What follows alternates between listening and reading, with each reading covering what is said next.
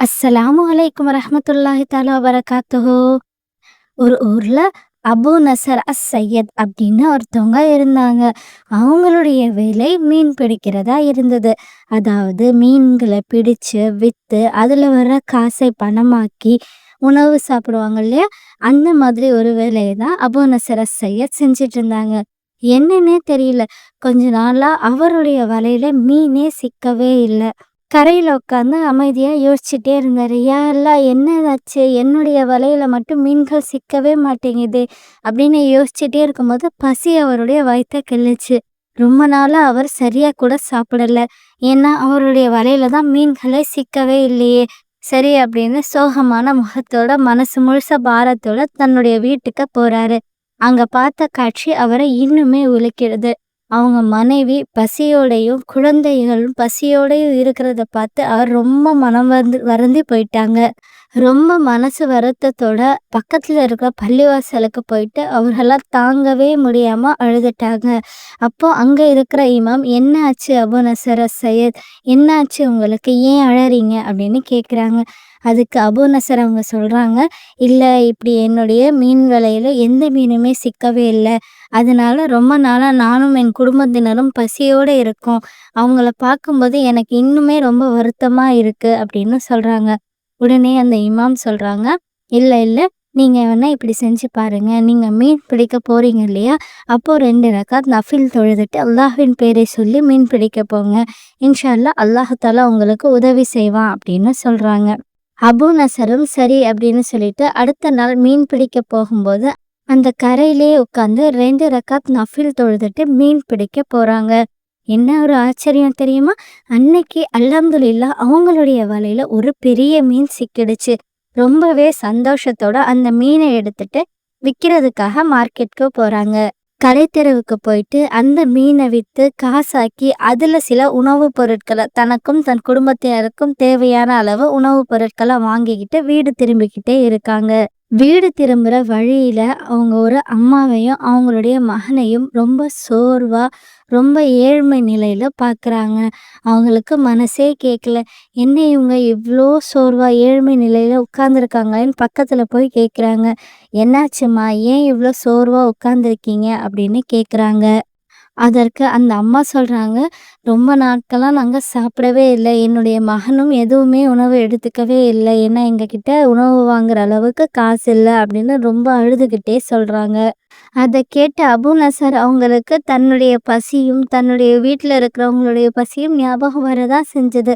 ஆனா கண்ணுக்கு முன்னாடி இவங்க இப்படி கஷ்டப்படுறத பார்த்துட்டு நான் எப்படி கடந்து போறது அப்படின்னு மனசு கேட்காம, தன் வாங்கிட்டு வந்த உணவுப் பொருட்கள அவங்க கிட்ட குடுத்துடுறாங்க. உடனே அந்த பையன், சின்ன பையன் ரொம்ப சந்தோஷத்தோட அபு நசர் அவங்களுக்கு சிரிச்சுக்கிட்டே நன்றி சொல்றான்.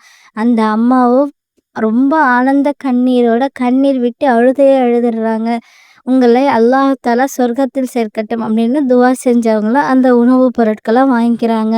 வழி ஃபுல்லா யோசனையோட அபு நசர் அவங்க கடந்து போறாங்க. "யா அல்லாஹ், இப்போ என்னுடைய மனைவி, குழந்தைகளின் பசிக்கும், என்னுடைய பசிக்கும் நான் என்ன செய்வேன்?" அப்படின்னு யோசிச்சுக்கிட்டே வீட்டுக்கு போய் சேர்றாங்க. வீட்டுக்கு போன உடனே அவங்க மனைவி, "உணவுப் பொருட்கள் எங்க?" அப்படின்னு கேட்குறாங்க. அதுக்கு அபு நசர் பதில் சொல்ல வரும்போது கதவு தட்டும் சத்தம் கேட்குது.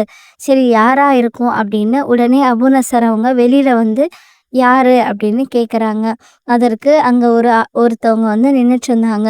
அவங்க சொல்றாங்க, "நான் உன்னுடைய தகப்பனாருடைய நண்பன். அதாவது நான் உன்னுடைய அப்பாவோட ஃப்ரெண்டு வந்திருக்கேன். உங்க அப்பா கிட்ட நான் கொஞ்சம் காசு வந்து கைமாத்த, அதாவது கடனா வாங்கியிருந்தேன். அத திருப்பி குடுக்க தான் நான் வந்திருக்கேன்" அப்படின்னு சொன்னாங்க.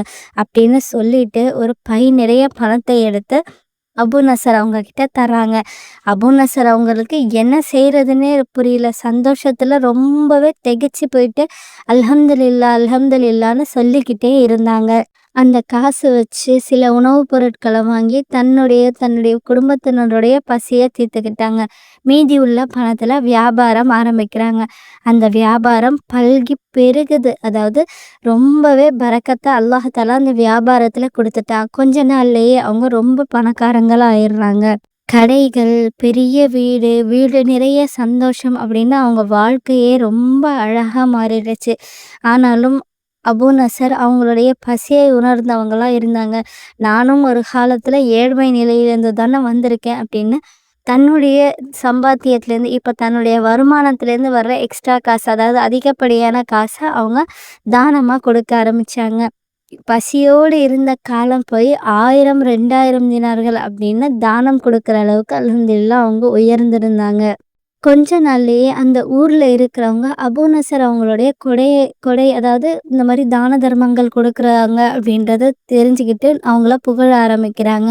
அந்த புகழ்ச்சியை கேட்டு கேட்டு அபூ நசர் அவங்களுக்கும் ஒரு பெருமை வந்துடுது. ஆமால்ல, நம்ம இவ்ளோ தான தர்மங்கள் செய்றோம். அல்லாஹ் தஆலா நிச்சயமா நம்மள சொர்க்கத்துல தான் சேர்ப்பான் அப்படின்னு ரொம்பவே பெருமைப்பட ஆரம்பிச்சாங்க. இப்படியே பல நாட்கள் கழிந்தும் போயிட்டே இருக்கு. ஒரு நாள் அபூ நசர் அவங்க தூங்கிக்கிட்டு இருக்கும்போது ஒரு வினோதமான கனவு கண்டாங்க. அந்த கனவுல இறுதி தீர்ப்பு நாள் வந்த மாதிரி ஒரு கனவு கண்டாங்க. இறுதி தீர்ப்பு நாள்ல அபூ நசர் அப்படின்ற அவங்களுடைய பேரு சொல்லி கூப்பிடுறாங்க. அபூ நசர் அவங்களும் வந்து நின்ன உடனே அங்கிருந்து ஒரு ஒலி கேக்குது. இவங்களுடைய நல்ல நல்ல அமல்களையும் தீய செயல்களையும் கொண்டு வாங்க அப்படின்னு சொல்றாங்க. அபூ நசர் அவங்களுக்கு ஒரு சந்தோஷம் இருந்தது. ஏன்னா நான் நிறைய நல்லது தானே செஞ்சிருக்கேன். அதனால எனக்கு நன்மைகள் தான் அதிகமா இருக்கும் அப்படின்னு ஒரு செருக்கோட நின்னுட்டு இருந்தாங்க. ஆனா அங்க நடந்ததோ அதுக்கு எதிர்மாறா, அதாவது நன்மை அப்படின்ற பக்கம் ஒரு பஞ்சு மாதிரி கொஞ்சமா நன்மைகளும், தீமையின் பக்கம் ஒரு குவியல் மாதிரி, அதாவது ஒரு மலை குவியல் மாதிரி தீமைகளும் கொண்டு வரப்பட்டது. இவங்களுக்கு எதுவுமே புரியவே இல்ல. என்னடா இது, நம்ம எவ்ளோ தான தர்மங்கள் செஞ்சோமே, ஆனாலும் ஏன் இந்த மாதிரி ஆயிடுச்சு அப்படின்னு யோசிக்கும்போது தான் நம்மளுடைய பெருமை தான் இதுக்கு காரணமா போயிடுச்சோ, நம்ம பெருமைப்பட்டதுனால அது எல்லாமே தீமைகளின் கணக்குல வந்துருச்சு. யா அல்லாஹ் இப்ப நான் என்ன செய்றது அப்படின்னு யோசிச்சுக்கிட்டே இருக்காங்க. அப்ப மறுபடியும் ஒரு சத்தம் கேட்குது. இவர் செஞ்ச நன்மை தீமைகள் அவ்வளோதானா? எல்லா கணக்கும் முடிக்கப்பட்டுருச்சா? அப்படின்னு கேட்குறாங்க. அதை தராசுல அளந்து பார்க்கவும் செய்றாங்க. நன்மைகளை ஒரு தராசுலயும், தீமைகளை ஒரு தராசுலயும் அளந்தும் பார்க்குறாங்க.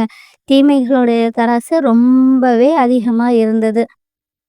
அப்ப அவங்க கேட்கும்போது, இவர்களுடைய நன்மை தீமைலாம் அவ்வளோதானா? அப்படின்னு கேட்கும்போது, இல்ல இல்ல. இந்த மாதிரி இவர் ஏழ்மை நிலையில இருக்கும்போது, இந்த மாதிரி ஒரு அம்மாவும், ஒரு பிள்ளையும் உட்கார்ந்து அழுதுட்டு இருந்தாங்க. அவங்களுக்கு இவருடைய பசியையும், இவருடைய குடும்பத்தினருடைய பசியையும் பொருட்படுத்தாம, மனசு கேட்காம அல்லாஹ்வின்காக மட்டுமே குடுத்தாங்க அப்படின்னு சொல்றாங்க. உடனே அந்த அமலுக்காக அவங்களுடைய நன்மைகளின் தராசின் பக்கம் கொஞ்சம் இறங்குது. அடுத்து வேற ஏதாவது இவருடைய அமல் இருக்கா அப்படின்னு ஒரு ஒலி கேட்குது. அப்போ அவங்க சொல்றாங்க, அவங்க அந்த மாதிரி உணவு கொடுக்கும்போது அந்த பையன் மனசார சிரிச்சான். அதாவது மனசார நன்றி சொல்லி சிரிச்சான் அப்படின்னு சொல்றாங்க. சரி, அதையும் நல்ல அமல்கள்ல சேர்த்துக்கோங்க அப்படின்னு சொன்னோடனே அந்த நல்ல அமல்களுடைய தராசு மறுபடியும் இறங்குது. அடுத்து மறுபடியும் கேட்குறாங்க, வேற ஏதாவது நல்ல அமல் இருக்கா? வேற ஏதாவது நல்ல தீய அமல்கள் இவரோடது இருக்கா? அப்படின்னு கேட்குறாங்க. அதற்கு மறுபடியும் சொல்றாங்க, அதே சமயத்தப்போ அந்த அம்மா ஆனந்த கண்ணீர் விட்டு அழுதாங்க அப்படின்னு சொல்றாங்க. சரி, அந்த கண்ணீரிற்கு பதிலா கடலளவு நன்மைகளை இவருக்கு சேர்த்துருங்க அப்படின்னு அந்த ஒலி சொல்லுது. சொன்ன உடனே அவருடைய நன்மைகளின் தராசு ரொம்பவே இறங்கி கனத்து போயிடுது. இவர் அந்த நன்மைகளின் பரக்கத்தோட சொர்க்கத்துக்கு போக தயாராகுறாங்க. இப்படி கனவு கண்டுகிட்டே அவங்க எந்திரிச்சு உட்கார்ந்துடுறாங்க. யா அல்லாஹ், நான் தெரியாம தவறு செஞ்சுட்டேன். எனக்கு புரிய வச்சுட்டேன் யா அல்லாஹ். நான் தான் அப்படிங்கிற ஒரு பெருமைக்கு நான் வந்துட்டேன். இனிமே நான் அப்படி செய்ய மாட்டேன் யா அல்லாஹ். என்னுடைய எந்த நன்மையை நீ நேசிக்கிற அப்படின்னு நான் புரிஞ்சுக்கிட்டேன் அப்படின்னு சொல்லி ரொம்ப மனம் வருந்தி அல்லாஹ் தஆலா கிட்ட மன்னிப்பு கேட்குறாங்க. இந்த விஷயத்துலேருந்து, அதாவது இந்த நிகழ்வுலேருந்து நம்ம என்னெல்லாம் விஷயம் கற்றுக்கலாம் தெரியுமா பிள்ளைங்களா? முதல்ல எந்த விஷயம் செய்ய ஆரம்பிக்கிறதுக்கு முன்னாடியும் அல்லாஹ்வின் பெயரை சொல்லி அல்லாஹ் கிட்ட சொல்லிட்டு முடிஞ்சா 2 ரக்காத் தொழுதுட்டு ஆரம்பிக்கணும். 2வது, அல்லாஹ்வின் நன்மையை நாடி நாம செய்கிற எந்த ஒரு காரியத்துக்கும் நிச்சயமா அல்லாஹு தாலா அதுக்கு தகுந்த நன்மைகளையும் அதுக்கு தகுந்த பிரதிபலனையும் நமக்கு கொடுத்துடுவான். 3வது விஷயம், நம்ம என்னதான் தான தர்மங்கள் செஞ்சாலும் அமல்கள் செஞ்சாலும் அதை நமக்காகவும் அல்லாஹுக்காகவும் மட்டுமே செய்யணுமே தவிர, மற்றவங்க நான் இதை செஞ்சால் பெருமையாக பேசுவாங்க, நான் இது செஞ்சால் எனக்கு பெருமை கிடைக்கும், இல்லது நான் இதை செஞ்சால் எனக்கு அது கிடைக்கும் அப்படின்னு செஞ்சால் அந்த நல்ல அமல்கள் தீய அமல்களில் தான் கொண்டு போய் சேர்த்துரும். அல்ஹம்துலில்லாஹ் இந்த கதை உங்களுக்கு ரொம்ப பிடிச்சிருக்கும் அப்படின்னு நினைக்கிறேன். இது உங்களுக்கு பிடிச்சிருந்ததுன்னா ஒரு லைக் பண்ணி உங்க ஃப்ரெண்ட்ஸ் அண்ட் ஃபேமிலிக்கு ஷேர் பண்ணுங்க. எங்க எல்லாருக்காகவும் துஆ செய்யுங்க. அஸ்ஸலாமு அலைக்கும் வரஹ்மத்துல்லாஹி தஆலா வபரகாத்துஹு.